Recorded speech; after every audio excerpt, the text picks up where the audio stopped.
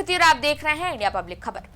बंगाल की सत्ता में अपना सिक्का जमाने के लिए हर पार्टी को 148 का एक मैजिकल फिगर चाहिए। यानी बंगाल के चुनावी पिच पर बैटिंग करते हुए हर दल को करीब करीब 50% का स्ट्राइक रेट चाहिए। जाहिर है कि बंगाल के इस चुनावी रण में सबसे बड़ी टक्कर ममता बनर्जी के टीएमसी और भाजपा के बीच है। दोनों ही पार्टियां बंगाल को अपना बनाने के लिए साम दाम दंड भेद हर तरीका अपना रही है। बीजेपी लगातार ये दावा कर रही है कि 2026 में बंगाल में कमल खिलना तय है। हाल ही में गृह मंत्री अमित शाह ने तो यहां तक दावा कर दिया है कि 29 अप्रैल को चुनावी मैच की दूसरी पारी में बंगाल की 152 सीटों में से 110 से ज्यादा सीटें बीजेपी के ही होंगी। लेकिन दूसरे फेज में जिन सीटों पर वोटिंग होनी है उन पर अगर आप देखें तो 2021 के चुनाव में जिस हिसाब से बीजेपी का गेम रहा था उस हिसाब से उसका स्ट्राइक रेट 13% से भी कम था। ऐसे में अगर बीजेपी पहले फेज के चुनाव में टीएमसी पर बढ़त बना भी लेती है तो भी उसे सरकार बनाने के लिए दूसरे फेज में करीब 50% के स्ट्राइक रेट से ही सीटें जीतनी पड़ेंगी। बता दें कि इस बार बीजेपी ने दक्षिण 24 परगना, हावड़ा और कोलकाता पर एड़ी चोटी का जोर लगाया। हालांकि इन तीनों जिले की 58 सीटों पर बीजेपी का स्कोर 0 है। अब इस 0 के साथ बीजेपी 50 का स्ट्राइक रेट कैसे पार करेगी, एक बड़ा सवाल है। सवाल यह भी है कि 2021 में 3 सीट से 77 सीट तक जाने वाली बीजेपी क्या 26 में 0 से 38 तक छलांग लगा पाएगी। हुगली, जाधवपुर, अशोकनगर जैसे बड़े इलाकों में अमित शाह का रोड शो और एक जैसी तस्वीरें।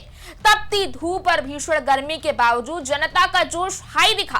पूरा इलाका भगवा रंग से पटा नजर आया। जय श्री राम और भारत माता की जय के नारों से पूरा बंगाल गूंज उठा। सिर्फ अमित शाह ही नहीं, केंद्रीय मंत्री राजनाथ सिंह ने भी जब बंगाल के इस चुनावी पिच पर बीजेपी की तरफ से धुआंधार बैटिंग शुरू की तो उन्हें आशीर्वाद देने के लिए उठते हाथों ने यह साफ बयां कर दिया कि 26 का मुकाबला 21 से एकदम अलग है। बहरहाल बंगाल चुनाव के पहले चरण की रिकॉर्ड तोड़ वोटिंग के बाद अब दूसरे चरण का प्रचार मिशन भी चरम पर है। इसी कड़ी में केंद्रीय गृह मंत्री अमित शाह ने एक जनसभा को संबोधित करते हुए मुख्यमंत्री ममता बनर्जी पर अब तक का सबसे तीखा हमला बोला है। अमित शाह ने अपने उस विवादित और चर्चित बयान को फिर से उठा दिया है जिसमें उन्होंने कहा था कि बंगाल में बीजेपी की सरकार बनते ही गुंडों को उल्टा लटकाकर सीधा कर दिया जाएगा। बंगाल के इस चुनावी रण में अमित शाह ने ममता बनर्जी को एक बार फिर से सीधी चुनौती दे दी है। गुंडों को उल्टा लटकाने वाले बयान पर दीदी की कानूनी कार्रवाई की धमकी का जवाब देते हुए शाह ने कहा कि वो अपनी बात पर कायम है। गृह मंत्री ने 2 टूक शब्दों में दोहराया कि बंगाल की शांति भंग करने वाले अपराधियों को सीधा करना ही उनका संकल्प है। बता दें कि ममता बनर्जी ने अमित शाह के पिछले बयानों को भड़काऊ बताते हुए उन पर कानूनी कार्रवाई और एफआईआर करने की चेतावनी दी थी। इसका जवाब देते हुए अमित शाह ने कहा, दीदी कह रही हैं कि गुंडों को उल्टा लटकाने की बात पर वो मुझ पर केस करेंगी। दीदी, मैं आज फिर इसी मंच से कहता हूं कि आपके पाले हुए गुंडों को उल्टा लटकाकर ही सीधा किया जाएगा। आप जितने चाहे केस कर लीजिए, लेकिन बंगाल की जनता को इन अपराधियों से मुक्ति दिलाना मेरा और बीजेपी का संकल्प है। शाह के इस बयान के बाद जनसभा में मौजूद भीड़ में जबरदस्त उत्साह दिखा और जमकर नारे लगे जिसने बंगाल में चल रही चुनावी गहमागहमी को और हवा दे दी।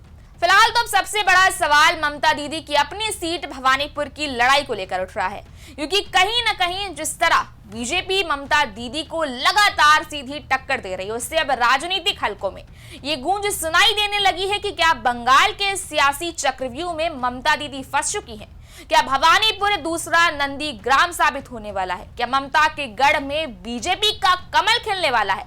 और क्या एक बार फिर ममता बनाम सुवेंदु की लड़ाई बंगाल और पूरे देश को चौंकाने वाली है? बंगाल में चुनाव के सेकेंड राउंड शुरू होते ही ममता बनर्जी सड़क पर उतर चुकी हैं। भवानीपुर में अपना गढ़ बचाने के लिए दीदी जद्दोजहद कर रही हैं। वोटर्स को लुभाने के लिए सड़क पर चल रही हैं, लगातार पदयात्रा कर रही हैं और इसी के साथ बैटल ऑफ बंगाल की सबसे बड़ी रणभूमि बन चुका है उनका भवानीपुर। ये सीट इसलिए भी बंगाल की हॉट सीट है क्योंकि ममता दीदी यहां से 3 बार जीत चुकी हैं, जो यहाँ 3 बार, लेकिन चौथी बार का यह मुकाबला बिल्कुल अलग है और बिल्कुल भी आसान नहीं लग रहा है। ऐसे में अब सवाल है कि क्या भवानीपुर का वोटर बदलाव की सोच रहा है? क्या भवानीपुर में दीदी का सूरज डूबने वाला है? आपके इस बारे में क्या राय है, आप हमें कमेंट सेक्शन में जरूर बताएं। इस वीडियो को लाइक करें, शेयर करें, चैनल को सब्सक्राइब करें। शुक्रिया।